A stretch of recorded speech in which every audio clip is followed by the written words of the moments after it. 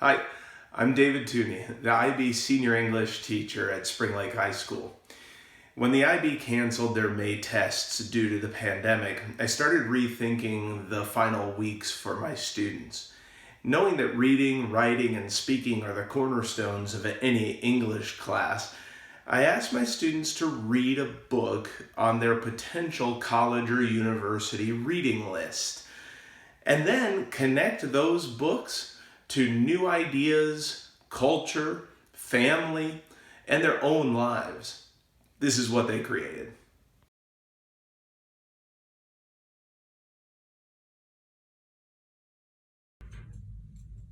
Hi, my name is Rose Hankey, and I'll be going to the University of Michigan this fall. And the book that I chose to read from the incoming college freshman reading list is Dune by Frank Herbert. And I chose to read this book because I've always enjoyed science fiction, and I read that Dune kind of set the foundation for a lot of books coming after it. So, the plot is about this boy named Paul, and he's 15. He lives on the planet Caladan, and he's the son of the Duke. So, he's kind of set to take over for his father when the time comes and lead all of these people. So, with this role that he's put in, he faces a lot of challenges and uncertain circumstances. And when he's in these situations, one of the things that he always thinks is, I must not fear. Fear is the mind killer. And that kind of just means that no matter what's going on around you, you have to take control of the situation and your mindset, and you can't let fear take over and stop you from doing what you have to do. So, especially with us as seniors, with the end of our year ending so abruptly, and we didn't know what was going to happen, the only thing that we could really do was put ourselves in the right mindset and not let this bring us down too much, because a lot of times in your life everything around you is changing and you don't have control over a lot of the things, but the thing that you always have control over is what you're thinking at that time and your mindset and the perspective that you put yourself in. And yeah. I'm Haley Longcourt, and I will be attending Hope College next year, and I plan on studying psychology. Now, I've always had an interest in psychology and how the brain works and why we do the things that we do. So, when I was looking at Hope's suggested summer reading list and I saw a Malcolm Gladwell book, I was almost immediately drawn to that. So, I read Blink, The Power of Thinking Without Thinking by Malcolm Gladwell, and in a nutshell, it's about snap judgments, or what some people could say it's called intuition or a gut feeling. Also discusses implicit biases, and just how the thinking that goes on in our unconscious mind has a large impact in the way that we make decisions or read situations or just the way that we act. Um, this book was important to me in my life because I'm at a time where I'm going through a transition from high school to college, and that's a, a big part in everyone's life where they really have to go through some tests and go through some tests of character, and you really start to build your character and become who you're going to be for your life and making decisions that are going to have consequences or both good and bad.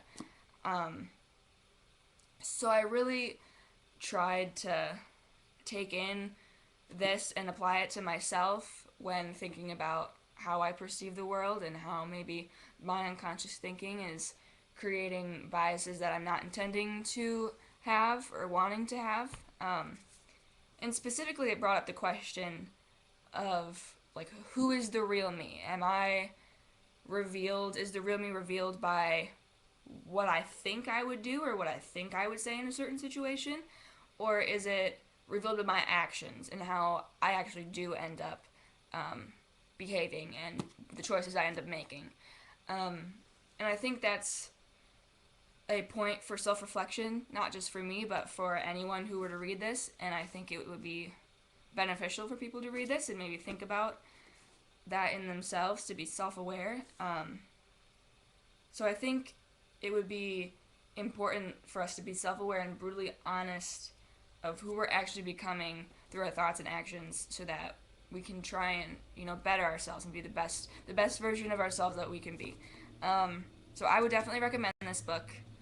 It's gonna make you think about why you do the things you do and why you act the way you act, and how much of your decision making is actually in your control.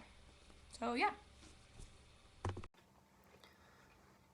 Hi, I'm Cameron Parsons, and I'm gonna go to Hope College for pre-med. And the book I read was Winston Churchill's A Second World War. It was a memoir about his life, detailing his struggles and his life, and just kind of, all the nitty-gritty stuff. I felt like this really, helped me and connected to me, because it made him feel like an average man. Even though through history, through textbooks, I always felt like he was this deity, this person who could almost, he did wrong, in some history books he made mistakes, or he was, I don't know, I more felt like he was just this guy who was bold, making choices, and solving the world during the World War. But, like, reading this, it made me realize that, even though history makes him out as this, like, war hero and savior, he was really just a man who just rose to the occasion and, had flaws, but he worked through them. And I feel like that connects to me as, a human, because he's also a human. He's not some deity. He's not some, overarching, like, God. He's not invincible.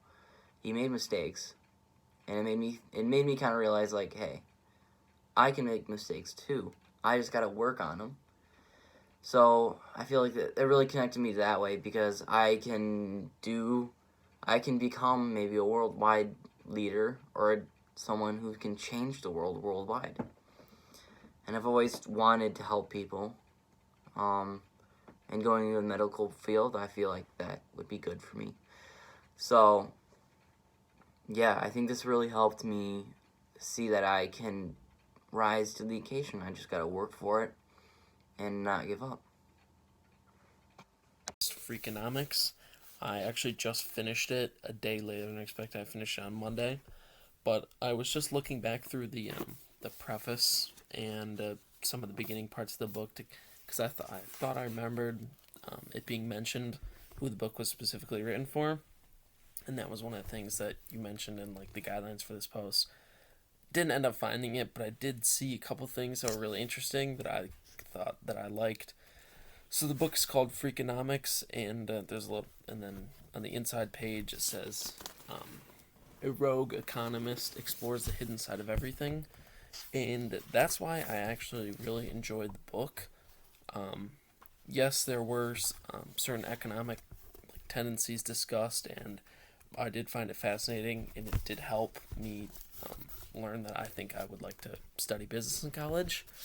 And if you haven't read my other post, I officially decided I will be going to Indiana, and God willing that we can actually go to school in the fall. And another thing I thought was pretty cool in the preface, it says, what they were all responding to was the force of Levitt's underlying belief that the modern world, despite its sure-fit obfuscation, complication, and downright deceit, is not impenetrable and is not unknowable, and, if the right questions are asked, is even more intriguing than we think. All it takes is a new way of looking.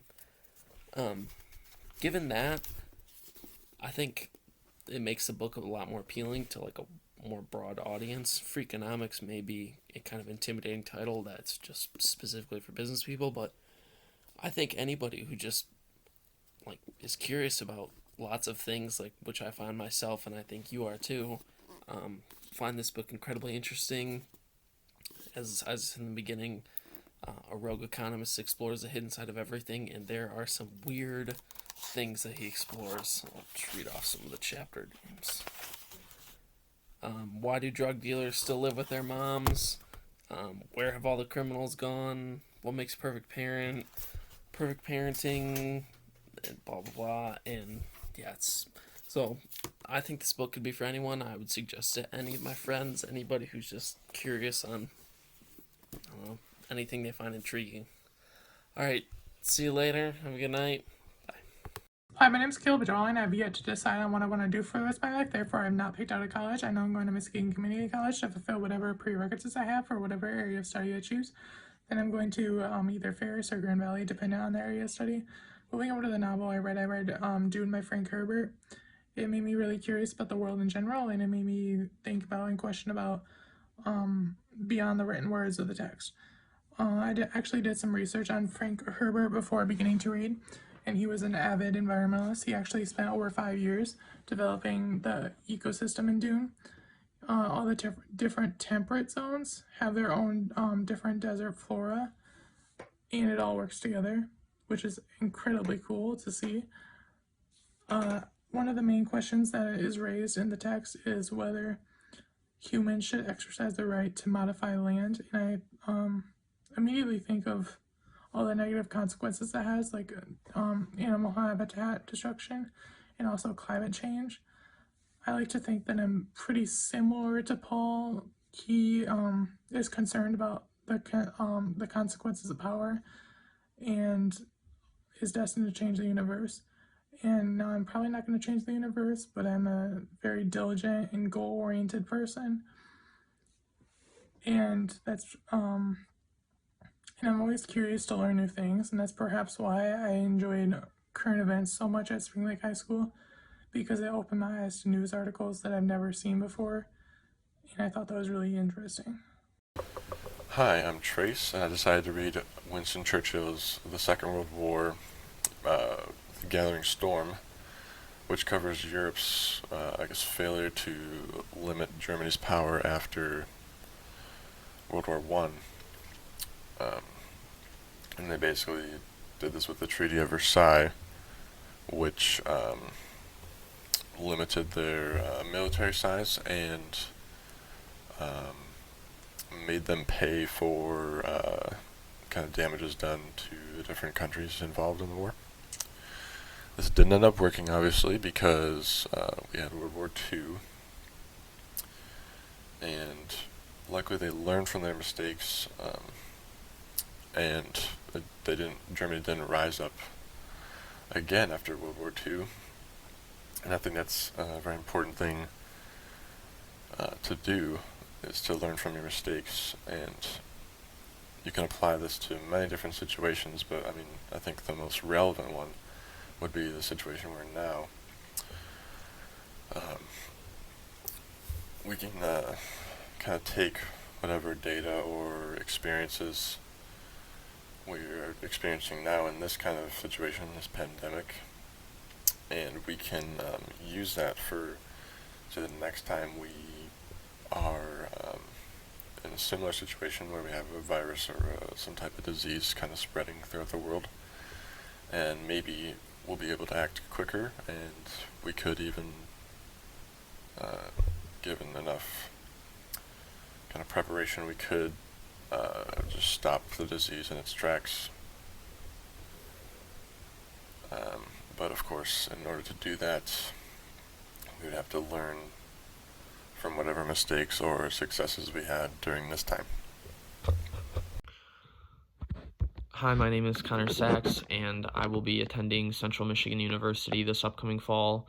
And when looking at their summer reading schedule, I came across a book called Bad Bloods, Secrets and Lies in a Silicon Valley Startup by John Carreyrou.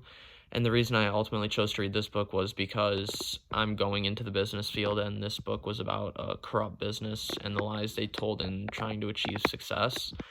And just a little bit of background on the book is it's about a woman named Elizabeth Holmes who dropped out of Stanford to try to create her company, which would ultimately revolutionize the way that blood samples were tested and make it way more efficient. And the only problem was that she started lying to people to try to get them to invest into the companies to get enough money to build the product.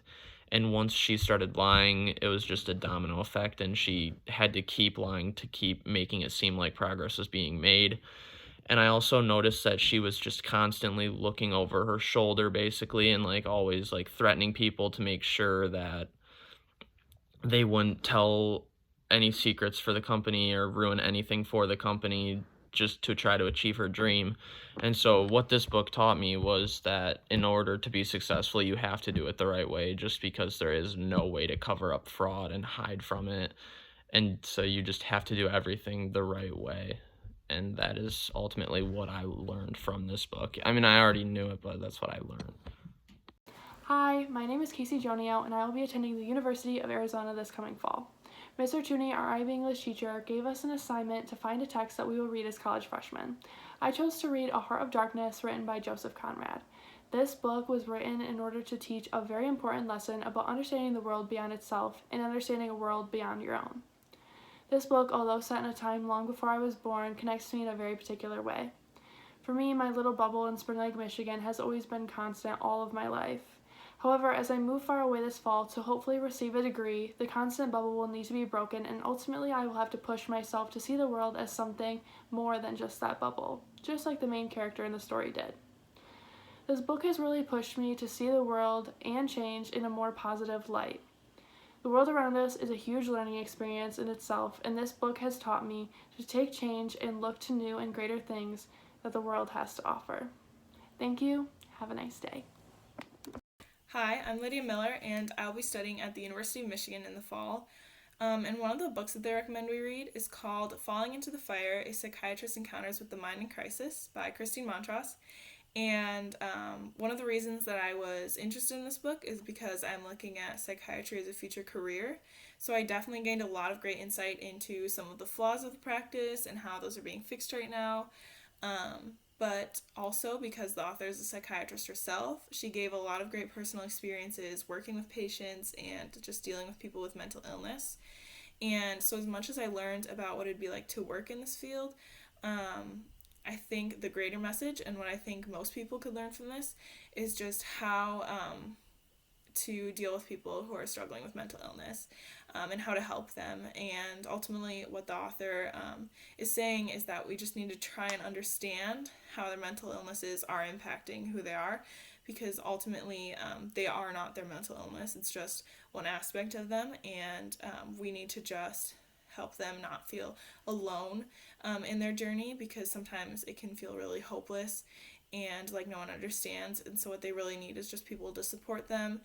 And ultimately that is why the field of psychiatry is so important, is because these people need hope. And even though it's not always the most predictable or reliable field of medicine, it's definitely a worthy practice and people need it.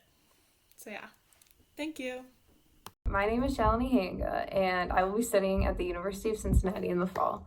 In order to help me prepare for the continuance of my educational career, I decided to read the book Crab Walk by the German author Günter Grass. At its bare minimum, Crab Walk is a novel about how history affects people in present day. The fictitious narrator Paul uses his familial connection to a real historical event, the sinking of the Gustloff in World War II. Paul has heard stories from his mother plenty of times about the event, and he begins to wonder how much of it is truth and how much of it is fiction. So he takes initiative and researches the event on his own. Grass uses Paul as a tool to learn about the past of Gustloff, Paul, Nazi Germany, and society all at once. This brings up what I felt were the two most important ideas of the book, which were forgotten intellectual integrity and connection between past and present. It was refreshing to see somebody take initiative and not believe the first idea that popped into their head. That with the newfound technology that we have today, it feels like people just tend to roll with whatever they find first. So it was refreshing to have Paul take the initiative to research it. Crab Walk also reminds the audience how ironic the past can be. And I just felt like reading this book before college was a good reminder as I transition from a high school to college student to always take intellectual integrity, remember how the past affects our present selves, and remember that there are always multiple truths.